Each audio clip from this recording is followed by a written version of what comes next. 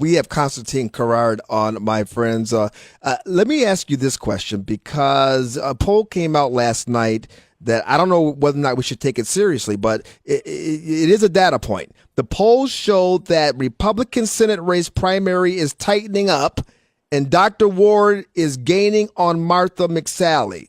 Does that sound right to you? It does. I think the poll said McSally was at 35, Ward was up to 27, and 15% liked Arpaio. And really, if you're a conservative and you're trying to avoid a general election matchup between Sinema and McSally, the key number you want to keep an eye on is actually Arpaio's percentage. It's still actually a little bit too high if you're a conservative.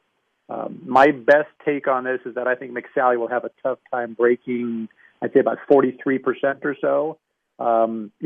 She's basically to the left of McCain, and while we appreciate her service wearing the uniform, she was never a hero the way McCain was, and he'd have trouble breaking like 53%.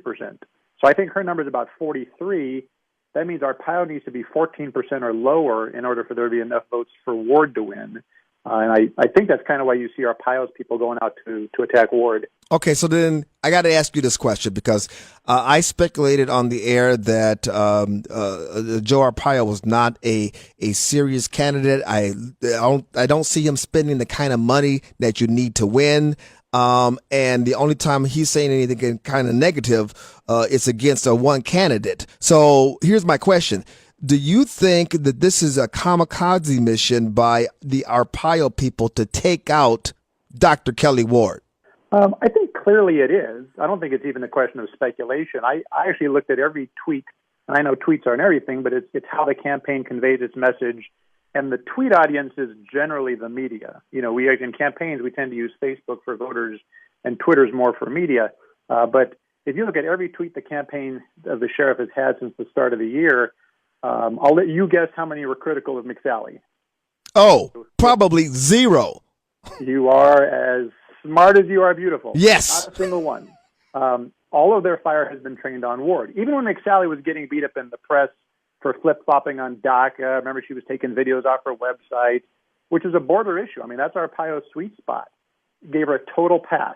So watch Arpaio's number. If conservatives can figure out it's a choice between McSally or Ward and that's it, and Arpaio's number slides a bit further down, then Ward is still very much alive in the race.